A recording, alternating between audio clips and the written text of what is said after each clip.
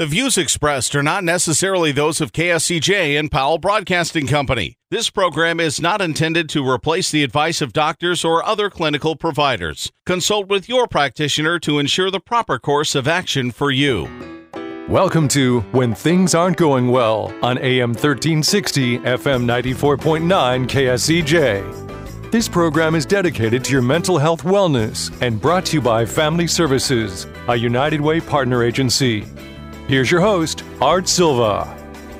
Good morning and welcome to When Things Aren't Going Well.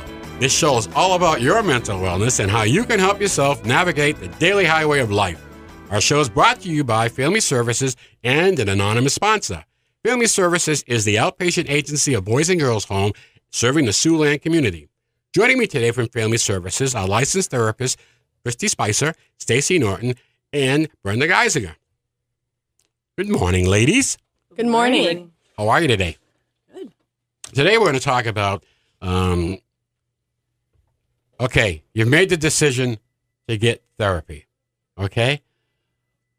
Okay, I signed up. What do I expect?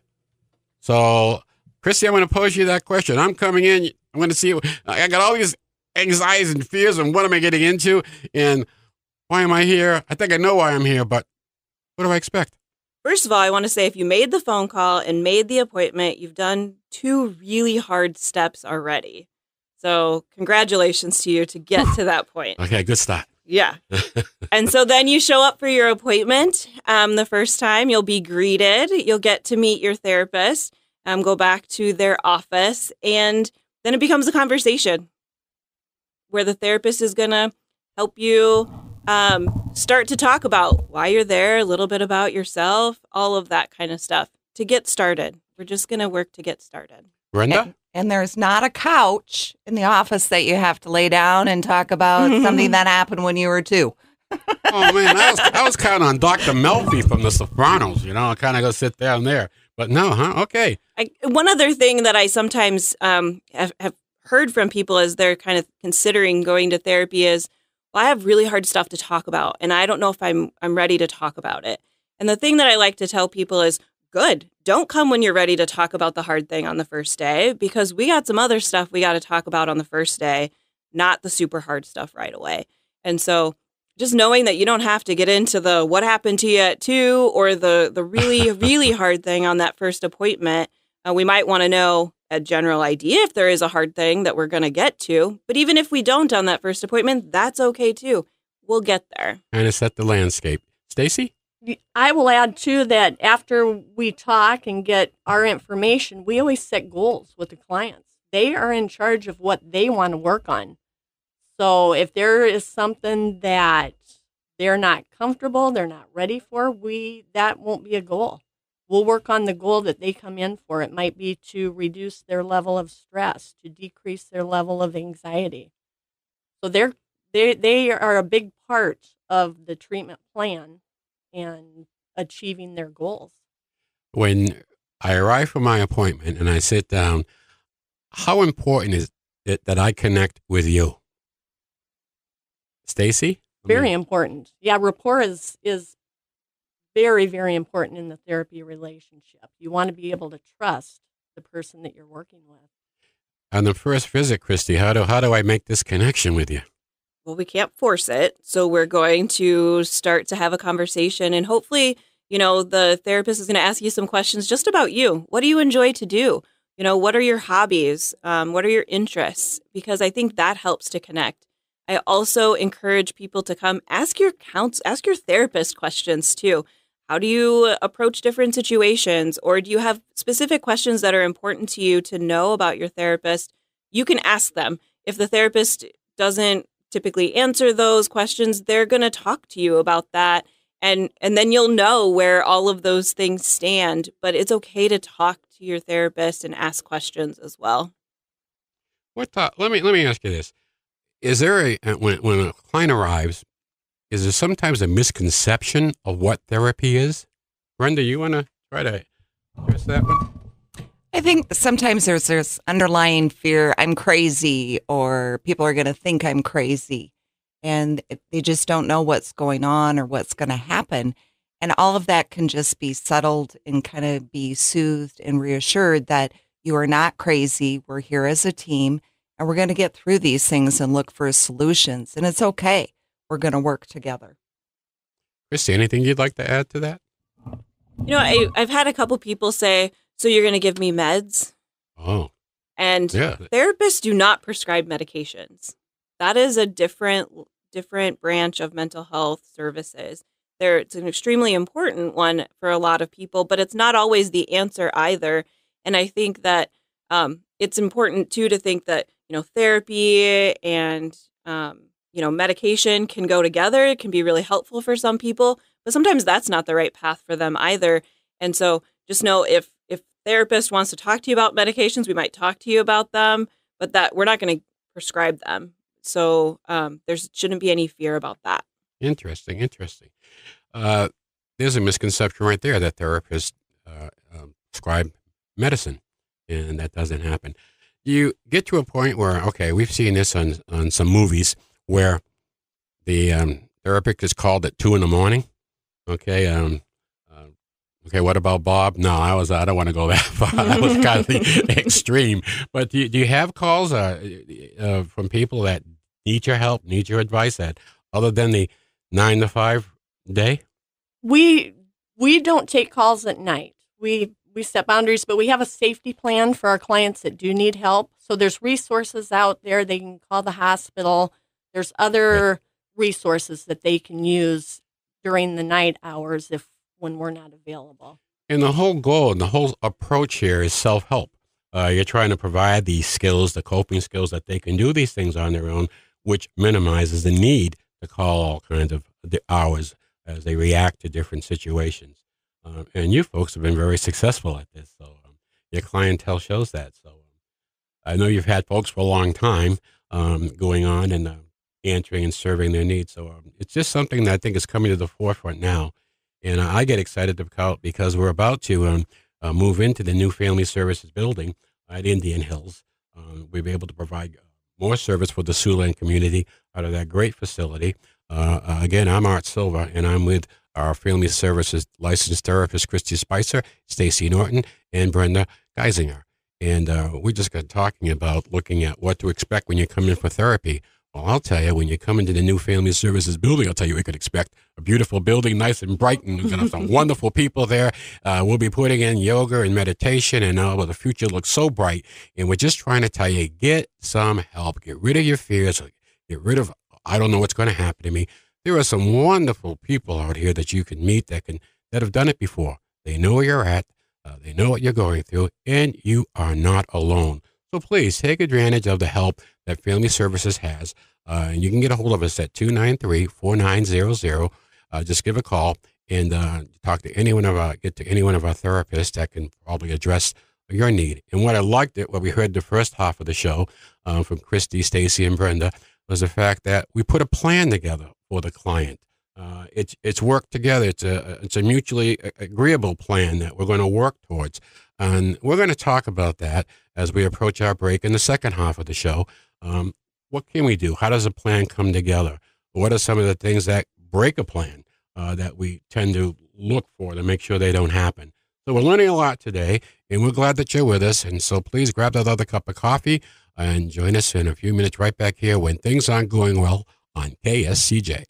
Let's face it happens to all of us. However, the pandemic has compounded all of our lives and activities. Even the simplest tasks seem harder. Hi, I'm Brenda Geisinger, the Chief Operating Officer at the Boys and Girls Home and Family Services. Family Services is a United Way partner agency serving children and families of our community, and we're here to help. If you'd like to learn more about Family Services, please contact us via email, website, Facebook, or phone Mary Pickens. At Family Services, we change lives. Welcome back to When Things Aren't Going Well on KSCJ. Here's Art Silva. Welcome back to When Things Aren't Going Well. I'm Art Silva, and with me are my friends from Family Services, Christy Spicer and Stacy Norton and Brenda Geisinger. And did it get any warmer since we left you guys? Because it is really cold around here today, I'm telling you. But I think we hit the bottom tomorrow, and then it starts to get warm. But the days are getting longer. When we last left you, we were talking about what to expect when you come in for therapy. Okay, you made the big decision, and Christy and Stacy said that's the hardest part, and you'd be congratulated for that. Okay, so now I'm feeling good. I'm in the office. They tell me, okay, you did a good job. You showed up here. Okay, now let's take a look. We're going to put a plan together.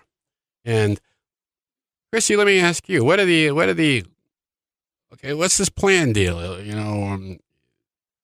Tell me about this plan. How do we put this plan together? What plan? I didn't know about a plan.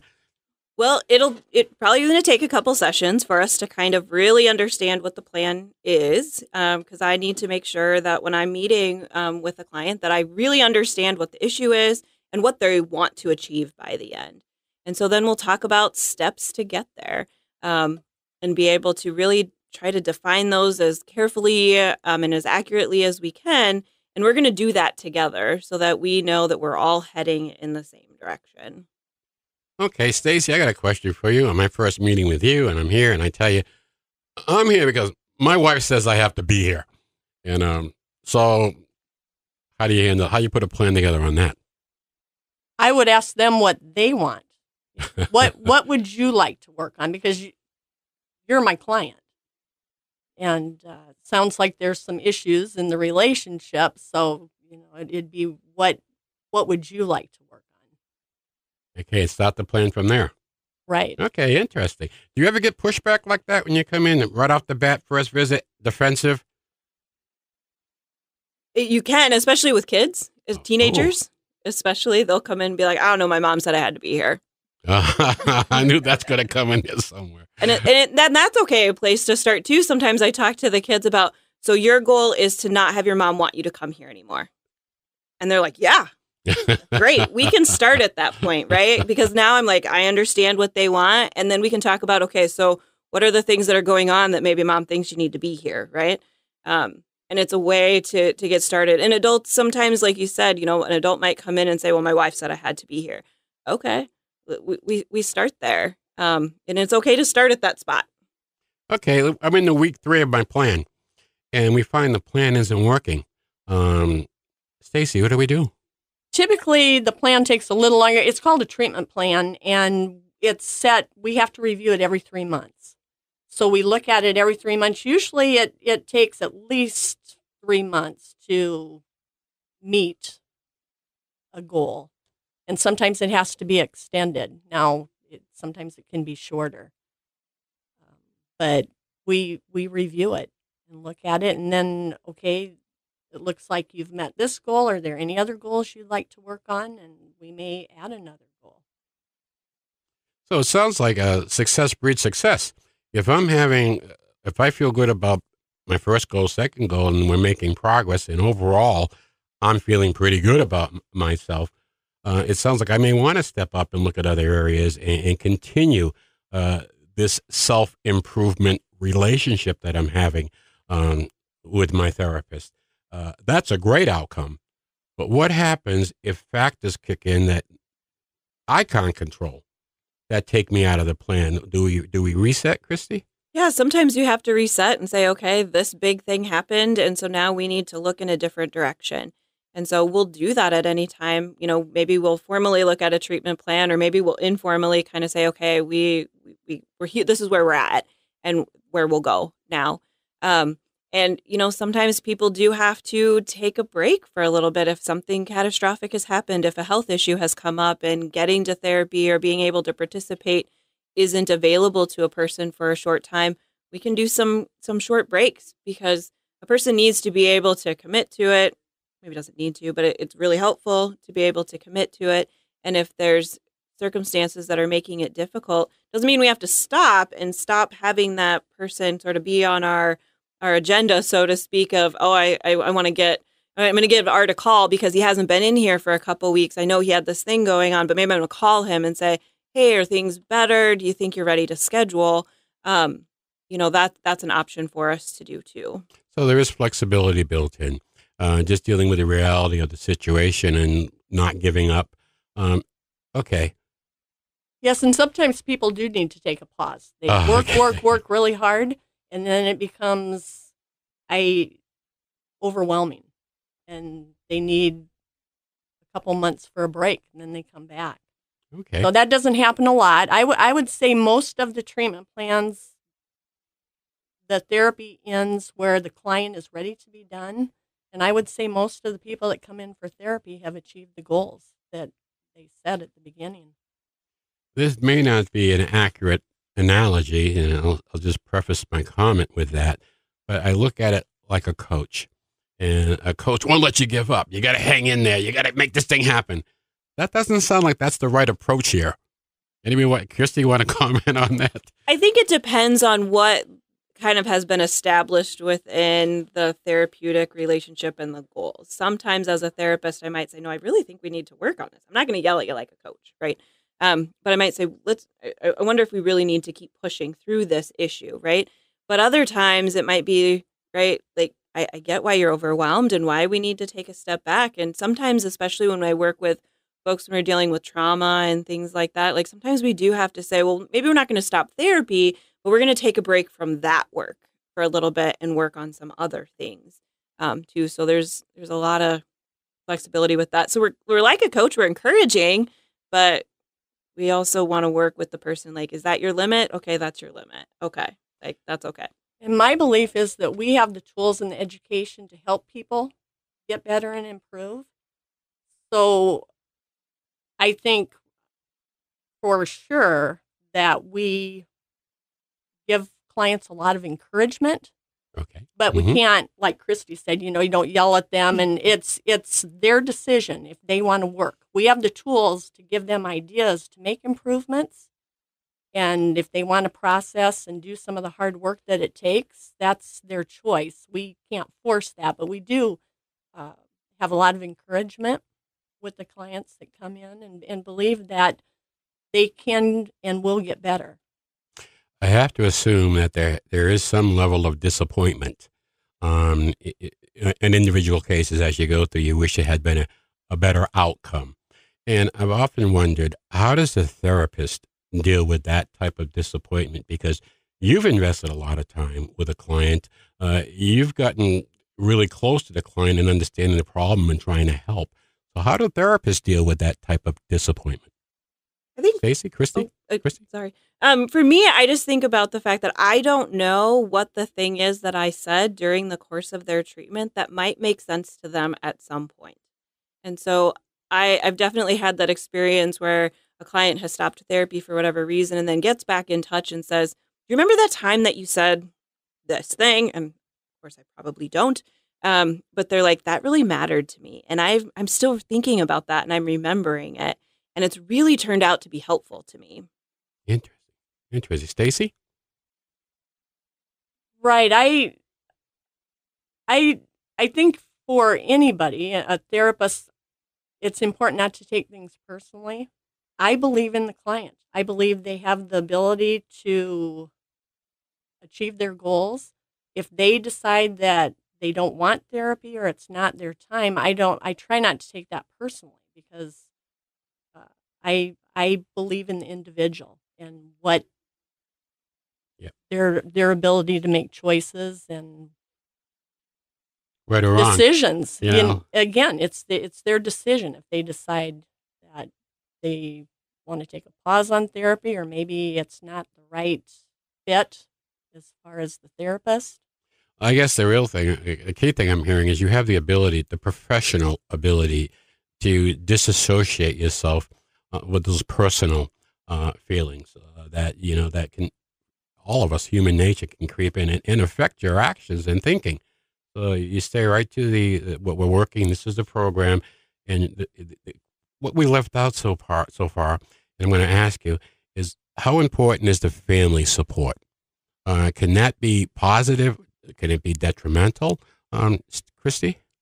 Yeah, I think, and I'll talk about the network around a person, I think is really important, whether it's a biological family, whether it's adopted folks, if it's just a social network that they have put together that they determine to be their family. If they have that support, it's so beneficial to individuals. Well, this has certainly been, I always come away from these shows learning more, understanding a little better, and how important it is for people, if they need some help, they gave us a call. Today we shared the expertise of Christy Spicer and Stacy Norton and Brenda Geisinger. We have a wonderful team of therapists over at Family Services, so please give us a call, 293-4900, in case you have any questions, would you like to use any of our services, or you just want to talk. We'd be glad to help you. Well, this is kind of wrapping up another show, and always great. I want to give thanks to our listeners. Thank to Christy, Stacy, Brenda. Appreciate your time and expertise today. And I'm just going to tell you, close with a little humor every week, and this one is going out to us that we all get our hearing question as we get a little older. Old man was wondering if his wife had a hearing problem, so one night he stood behind her, and while she was sitting on the end of her lounge chair, he softly spoke to her, "Honey, can you hear me?" There was no response, so he asked her again, "Honey, can you hear me?" No response. So finally he moved right up behind her and said, "Honey, can you hear me?" Well, the third time, yes. So listen, we love having you with us today. Thank you very much. We'll be back next week when things aren't going well right here on 1360 KSCJ. Happy trails to you until we meet again. Happy trails to you. Keep smiling until then. Happy trails.